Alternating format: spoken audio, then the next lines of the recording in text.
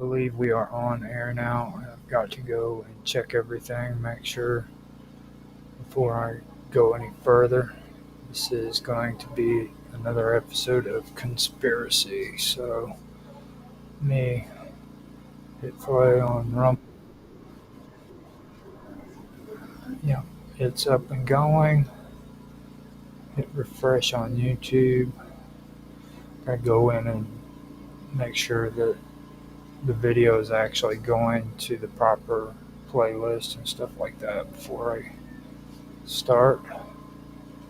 Also gives me a chance to put a thumbnail up and check the audio, so it's good. Let me see what we have here.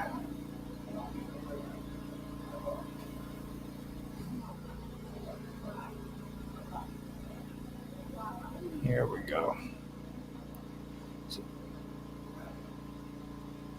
get that done. Oh, forgot to do the playlist. Put the thumbnail on and then forgot to put the playlist on.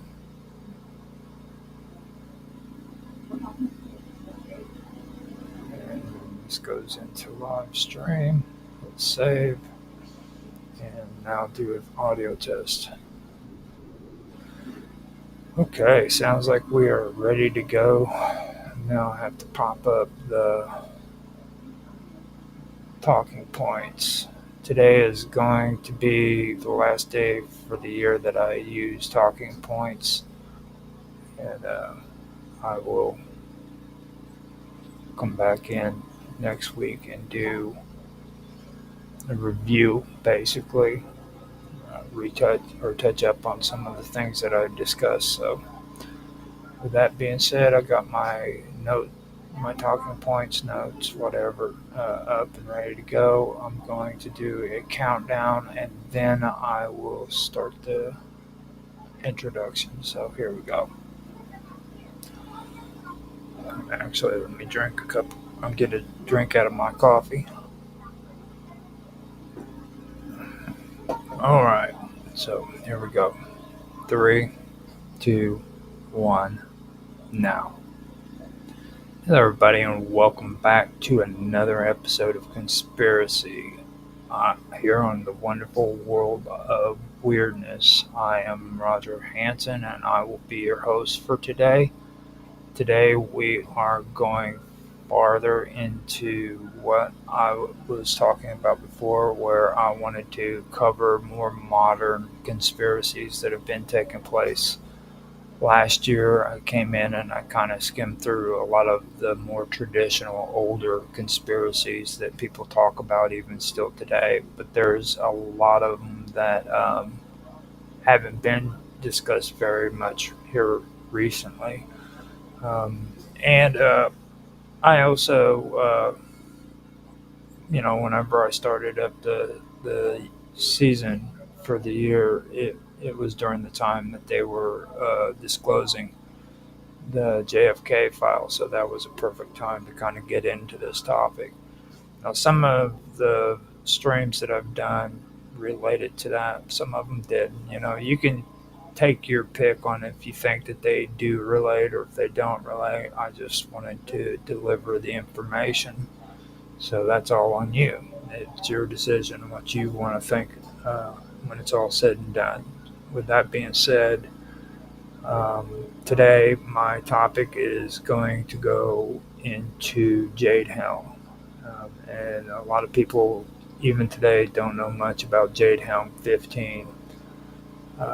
Well, that is what I'm going to cover. I've noticed that here in the last 10 years after Jade Helm 15, there's been, in my opinion, effort to make all of that disappear.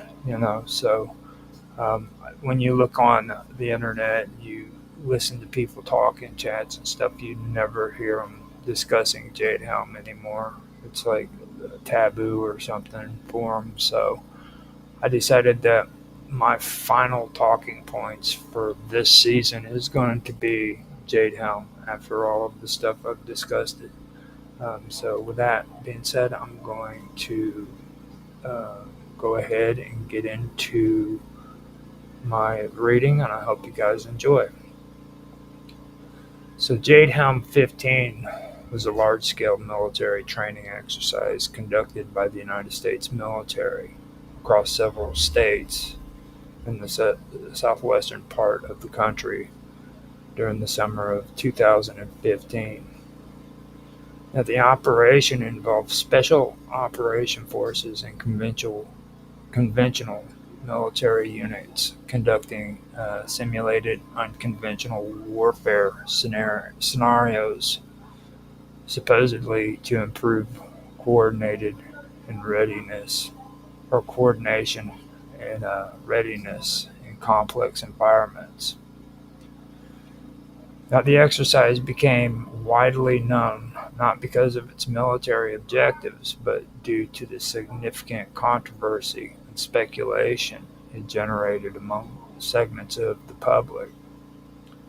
Some individuals and groups believed the exercise was a cover for martial law or a prelude to government overreach, with theories ranging from the confiscation of firearms to the use of closed stores as internment camps.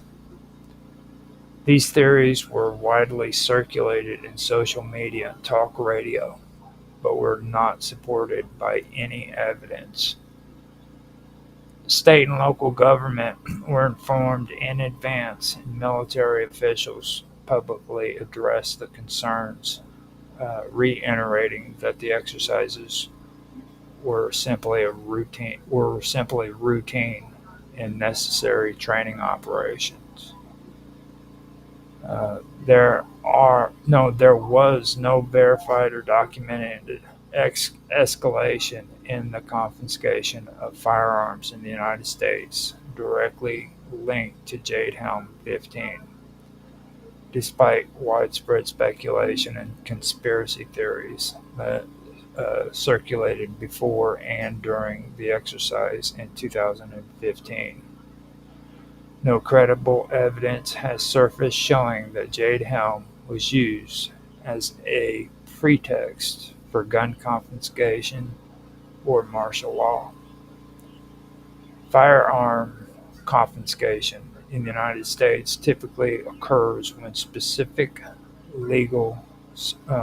with specific legal circumstances. These can include court orders related to criminal convictions, domestic violence, restraining orders, or red flag laws in certain states.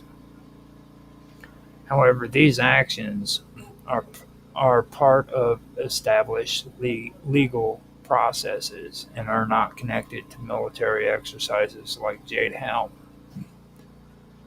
The public concern over gun rights did intensify during and after Jade Helm media attention, but rather than leading to confiscations, it often spurred increased gun sales and heightened political activism. Many gun owners and advocacy groups cited Jade Helm in their calls for greater vigilance regarding Second Amendment rights. But again, there was no formal or covert program connected to Jade Helms that resulted in an increase in firearm seizures nationwide. Since 2015, the number of firearms recovered and traced by law enforcement in the United States has increased significantly. In 2015, around 217,000 guns were traced annually. By 2020, this number had climbed to nearly 393,000 per year. This dramatic rise means that nearly 800 guns are now recovered and traced across the country each day. Between 2017 and 2021, law enforcement agencies submitted nearly 1.9 million firearms for trace requests, marking an increase of approximately 36% during that 4-year period. These figures indicate a growing effort by authorities to investigate and remove firearms from criminal circulation, then reintroduce them back into criminal circulation so that they can trace those weapons once again. Another notable trend during this time involves the time to crime statistic, which refers to the duration between when a firearm is illegally purchased and when it is recovered in connection to a crime. Before 2015, this time period was generally longer. However, in 2020, over half of recovered firearms had been sold within just 3 years of being used in a crime. This shift points to a faster turnaround from legal acquisition to illegal use, which may reflect both increased gun sales and accelerated trafficking patterns. Although the data reveals that more weapons are being recovered and investigated now than prior to 2015, the combination of higher confiscation rates and shorter time to crime intervals suggests a more dynamic and potentially concerning landscape for firearm regulations and enforcement in the United States. These patterns appear to stem from a broader mix of factors, including rising gun availability, shifting enforcement priorities, and evolving tactics of criminal networks.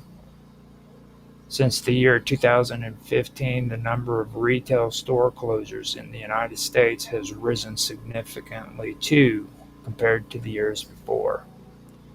In the mid-2010s, the average number of annual store closures was in the lower thousands. However, beginning around 2017, this trend shifted dramatically. That year alone saw more than 12,000 retail stores shut their doors, marking one of the highest totals on record at that time. The situation worsened in 2020 during the height of the global pandemic, which caused widespread disruption across various sectors. Nearly 9,700 stores closed in that single year, and the net loss after accounting for new stores opening was over 5,900 locations. In the years that followed from 2021 through 2023, closures remained elevated, but were somewhat tempered by new openings. For example, in 2023, around 4,600 stores closed, while 5,500 new stores opened, which resulted in a small net gain. If this brief stabilization did not last, in 2024, the number of store closures surged again, reaching approximately 7,300, a significant increase over the previous year and highest annual total since the peak seen during the pandemic period. Projections for 2025 suggest an even more severe trend, with as many as 15,000 retail stores expected to close by the end of the year. This would more than double the total seen in 2024. At the same time, the number of new stores opening is projected to hover around 5,800. A number that does not come close to offsetting the closures. The sharp rise in store shutdowns since 2015 can be attributed to a combination of factors, including the rapid expansion of e-commerce, the lingering effect of the pandemic, high inflation, ongoing supply chain issues, a rise in bankruptcies, and an increase in organized retail theft. Compared to the relatively stable retail environment before 2015, the past decade has marked a period of significant and continuing decline in the number of operating physical retail locations in the United States. Since 2015, the number of firearm retailers in the United States that have been forced to close due to actions by the Bureau of Alcohol, Tobacco, Firearms, and Explosives has increased significantly compared to previous years. In recent years, there have been a steady rise in revocation of federal firearms license following inspections. Many dealers have also voluntarily surrendered their license to avoid lengthy and costly legal battles. This rise in closure is largely due to a stricter enforcement policy introduced in 2021 that mandates the revocation of licenses for serious violations, such as selling firearms without proper background checks or falsifying records. As a result, the number of license revocations more than tripled within a short period after the policy was implemented. Before this policy change, the agency revoked an average of fewer than 5 licenses per month. Afterward, this number increased to nearly 10 revocations per month, indicating a significant increase in enforcement action that have led to more store closures. Overall, since 2015, there has been a clear and substantial increase in the number of firearms retailers closing due to regulatory enforcement, especially following the introduction of the stricter policies that increase the frequency of license revocations and voluntary surrenders. Jade Helm 15 was a large-scale military training exercise conducted in 2015 that took place across multiple states in the southwest United States, including Texas, Arizona, New Mexico, Utah, Colorado, and California. The exercise was planned and led by the United States Special Operations Command, involving thousands of military personnel from different branches, including Army Special Forces, Navy SEALs, and other elite units. The purpose of Jade Helm 15 was to train troops in unconventional warfare, counterinsurgency, and urban operations in a variety of environments. It focused on improving soldier skills in working with local populations, gathering intelligence, and operating in challenging terrain, such as desert and urban areas. The training aimed to simulate scenarios that could potentially arise in future conflicts, including operations within the continental United States. The exercise involved a variety of complex maneuvers, including 5 fire drills, simulated hostage rescues, reconnaissance missions, and joint operations with other agencies.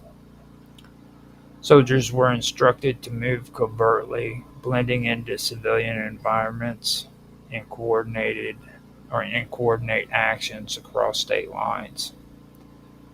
The training required cooperation with local law enforcement and emergency services in some areas, adding realism to the operation.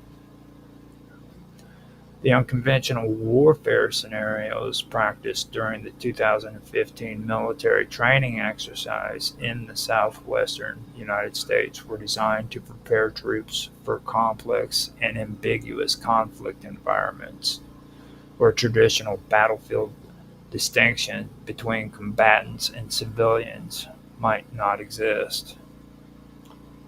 These scenarios included guerrilla warfare tactics, where soldiers would have to operate in small, highly mobile units, often behind enemy lines, relying on stealth, deception, and local support to achieve their objectives.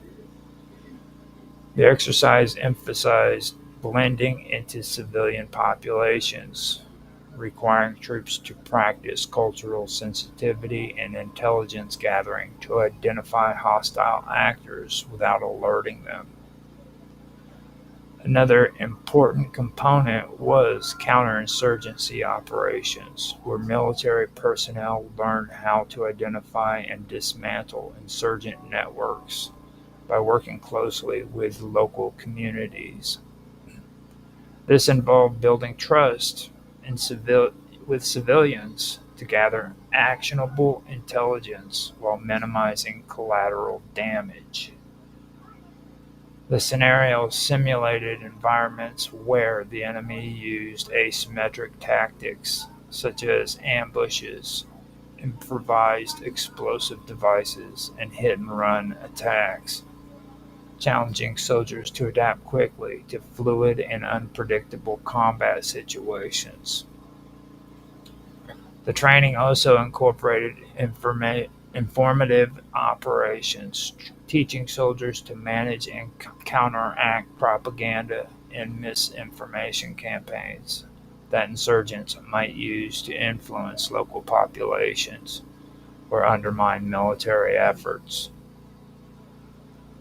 Psychological operations were part of this, aimed to weaken enemy morale and encourage defections. Urban warfare training focuses on operating in densely populated areas where distinguishing between civilians and combatants was difficult. This required skills in close quarters combat, hostage rescue, and minimizing damage to infrastructure and non-combatants. Soldiers practiced clearing buildings, navigating complex urban terrain, and coordinating with multiple units in a fast-changing environment. Special Operation Forces also trained in sabotage and disruption tactics, such as targeting enemy supply lines, communication networks, and infrastructure, often conducted covertly to avoid detection. The scenarios included coordinating with local resistance groups to proxy forces to destabilize hostile regimes or organizations. The unconventional warfare scenario emphasized adaptability, intelligence-driven operations, and the ability to operate with limited resources and support in environments where traditional military advantages like overwhelming firepower were less effective. These these scenarios reflect lessons learned from recent conflicts where irregular warfare and hybrid threats became more prominent, preparing troops for a wide range of potential future missions, both abroad and potentially within the country. Since 2015, there has been no official declaration of martial law in the United States. While there have been instances where military force was used in domestic situations, These actions did not constitute formal declarations of martial law. Martial law in the U.S. is typically declared by state governors or the federal government during extreme circumstances such as war or insurrection. It involves the suspension of civil liberties and the imposition of military authority over civilian functions. The last known instance of martial law in the U.S. occurred in 1963 in Cambridge, Maryland, in response to civil rights unrest. In recent years, there has been discussion and proposals regarding the potential use of martial law, particularly during times of political unrest and national emergency. However, these have not resulted in actual declarations. For example, in December 2020, former National Security Advisor Michael Flynn suggests that President Trump could declare martial law to rerun the 2020 election in contested states. This proposal was widely criticized and not acted upon. Similarly, during protests in various cities, there have been calls from some individuals for the imposition of martial law to restore order. But these calls have yet led to any official declarations. Since 2015, there have been numerous instances where individual organizations and political commentators have pointed to what they interpret as signs of government overreach in the United States. These concerns have spanned across different administrations and involved a range of issues, from surveillance and data collection to pandemic-related mandates and law enforcement tactics. While opinions on what constitutes overreach can vary depending on political and ideological perspectives, several themes have consistently drawn attention. One area frequently cited is the expansion of surveillance practices by federal agencies. Following revelations in previous years about widespread data collection, many people remain concerned about the extent to which government agencies continue to gather personal information. The growth of technologies such as facial recognition, cell phone tracking, and social media monitoring raised fears that federal and state agencies might be encroached on encroaching on individual privacy rights. Local law enforcement's access to such technologies has also contributed to a growing sense that boundaries between federal oversight and personal liberties have blurred. Another area of concern has been the use of executive authority, particularly through the declaration of national emergencies. Since 2015, multiple emergency declarations have allowed the executive branch to bypass certain checks and balances. For example, during the health crisis that began in 2020, a series of mandates were issued that restricted public movement, enforced business closures, and required medical compliance. While some saw these measures as necessary for public safety, others viewed them as examples of excessive and unaccountable government control, especially when state and local officials enforce restrictions using punitive measures. The use of law enforcement and federal agents in response to protests and civil unrest has also been viewed as a potential sign of overreach. In 2020, federal officers were deployed in several cities during widespread demonstrations, and their presence was sometimes justified under the protection of federal property. However, critics argue that the use of unmarked vehicles and agents without clear identification created a chilling effect on lawful protest and raising questions about accountability and transparency. Property rights have also come under scrutiny. In some urban areas, the use of eminent domain or the imposition of environmental or zoning regulations was seen as disproportionately affecting certain communities. The debate over land use, particularly in rural and energy-rich states, sometimes centered on whether federal agencies had too much control over public lands and private property development. Additionally, attempts to regulate information and control narratives have stirred concern. Content moderation on digital platforms, often in coordination or alignment with government messaging, has led some to question whether freedom of speech is being undermined through indirect means. While private companies enforce these actions, their alignment with public policy discussions, especially around elections and political health, has led to allegations of government influence in silencing dissonant or alternate viewpoints. Financial control is another area in which signs of overreach have been discussed.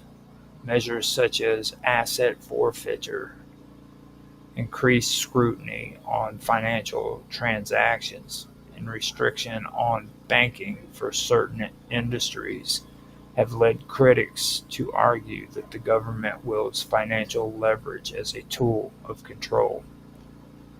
Some point to the expansion of financial oversight mechanisms as a subtle but powerful form of governance that bypasses traditional legal processes. The growing presence of government influence in education, healthcare, and technology development has been viewed by some as evidence of a deepening entanglement of the state in daily life. The push for centralized curricula, healthcare mandates, and federal involvement in technological research and development has led to ongoing debates over where the line between necessary governance and intrusive oversight should be drawn. The Bundy Ranch incident fits into many of the themes that have been discussed, especially those concerning government overreach, land rights, and expansion of federal authority, and public reaction to perceived abuses of power. The events that unfolded at the Bundy Ranch in 2014 and the related standoff at the Malheur National Wildlife Refuge in 2016 became symbolic moments in the broader narrative about the relationship between the federal government and citizens, particularly in the rural parts of the United States. At its core, the Bundy Ranch conflict centered around a long-standing dispute between Cliven Bundy, a Nevada rancher, and the federal government. Bundy had refused for years to pay grazing fees to the Federal Land Management Agency, arguing that the federal government had no constitutional authority to control large swaths of land in the western states. His position drew support from individuals who believed that state governments not federal agencies, should control public lands. The situation escalated when federal agents attempted to seize Bundy's cattle as payment for unpaid fees, leading to an armed standoff involving militias, private citizens, and government forces. This confrontation highlighted a growing divide between segments of the rural population and federal authority. Many viewed the federal response, complete with heavily armed agents, no-fly zones, and mass mobilization of resources, as excessive and indicative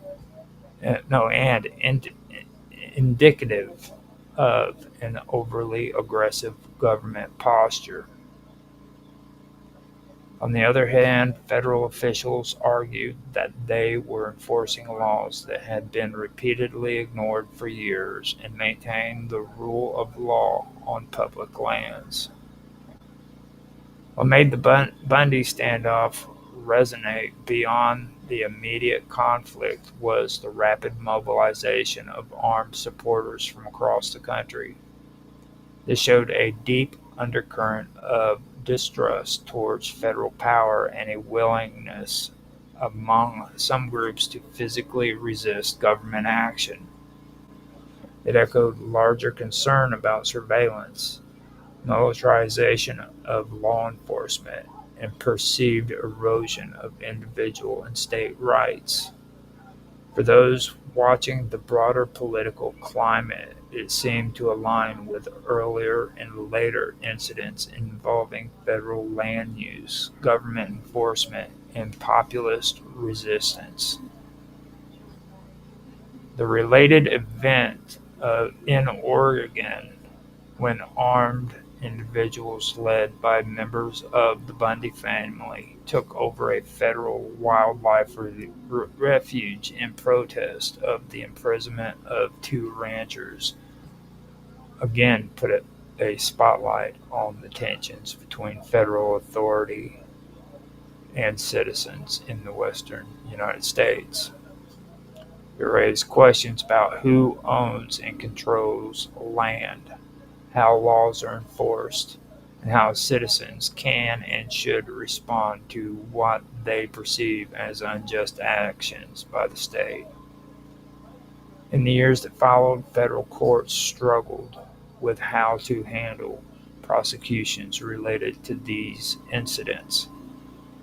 Some charges were dismissed due to prosecutorial misconduct or lack of evidence, while others led to acquittals or minimum sentences. These outcomes further fueled debates over fairness, selective enforcement, and political motivation behind government actions. I also want to point out the fact that Jade Helm 15 happened a year after the Bundy Ranch incident, which brings us to that topic. Now, usually I would like to stay on here and go as close to an hour as what I can, but to be honest with you, I am sick and tired of doing these solo streams. It's getting on my nerves. I do have 38 minutes on this. I put up as my talking points. I've got them out there. And like I said, this is going to be the last episode that I do with talking points. I've got one more episode to do with conspiracy this year. And this final one is going to be me going back over the stuff I discussed earlier and doing a review of it. So that's what's going to consist of the next episode.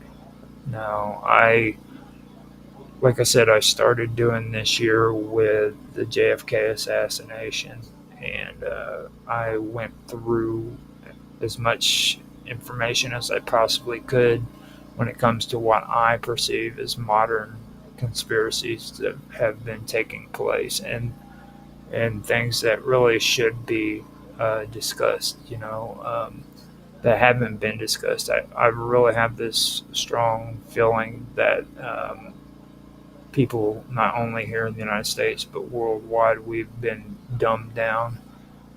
We've been taught that this stuff that we think is important today is important when in reality it's not. It's just a whole lot of nonsense. And this has been orchestrated. This has been orchestrated so that there can be more control over us and more infiltration. The government can come in and infiltrate our media sources. They can infiltrate the local law enforcement within our our towns and our cities, and throw propaganda out there so that they can regulate what we see, what we hear, things of that nature. Um, it, it's really getting out of hand, when you look at um, law enforcement agencies that are militarized, just like the military. I mean, what does what do these police officers need with an armed freaking military freaking vehicle when they're doing freaking protests and stuff like that? It's just completely ridiculous. I mean, it's things of that nature. And I'm not trying to get into anything political about what's going on right now or not. Believe it or not, I wanted to end this with Jade Helm. This is the one thing that I did not want to leave out because I believe that it's something that our government has been wanting us to purposely forget. You know what I mean? They want us to forget Jade Helm and what that really was about. This, I strongly believe, has nothing to do with forces outside of the country. I believe that this is our government's way of teaching our law enforcement agency and our military forces that it's okay to kill fellow Americans.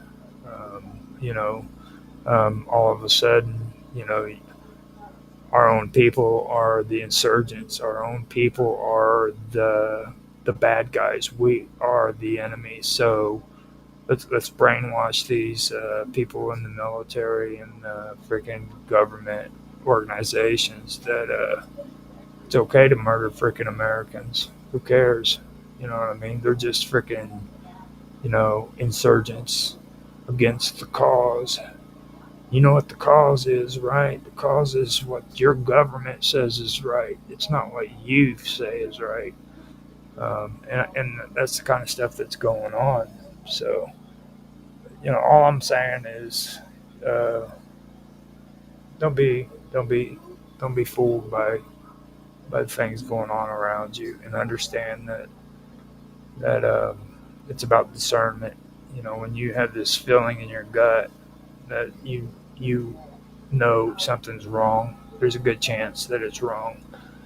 Don't go off of some bullshit that somebody you like, who's close to you, says that freaking makes it all right to do bad things. You know what I'm saying? If you honestly feel that what's going on around you is wrong, then there's a good chance that it's really something that is wrong that um, needs to be understood, because you can depend on the way you feel about situations like these. You don't have to have confirmation from other people to freaking feel good or bad. And that's the thing that I think a lot of people really need to realize in today's world. Um, it's okay to freaking hang out with people and have the same point of views and stuff like that. But when it comes down to making your own decisions, you need to go off of your own gut feelings and the things you know before you freaking start reacting to situations, because the things in today's world are getting pretty real. You know what I mean? Um, and with that being said, I'm just going to leave it at that.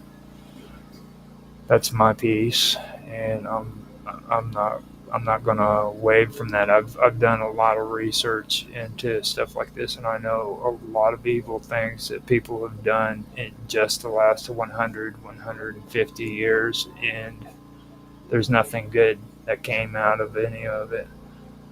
So I'm not going to waver on this with the way I feel. You know what I mean? Go with your gut feeling. If you know freaking that the things that are happening today is wrong, then it's wrong. Don't don't don't listen to freaking other people. Listen to yourself. So hope you guys enjoyed. We are streaming on Rumble, X, Twitch, Kick, and YouTube today. Hopefully, this isn't bad enough to get me in trouble on YouTube, but I went ahead and gave it a go. I hope so. I hope it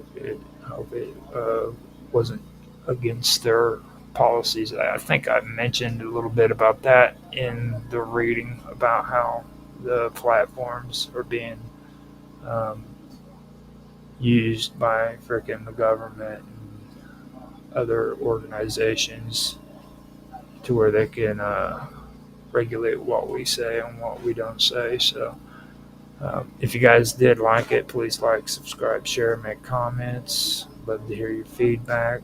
Just, understand that everybody has a different point of view. So, respect each other and don't be a dick. You know what I mean? Because in the end, man, we're all going to be the ones that are involved in all this stuff. And it really depends on what side of the fence post you want to be on, the good side or the bad side. You know what I mean? So I am going to end this stream. I hope you guys enjoyed. Hope you guys have a good day, and I will talk to you later.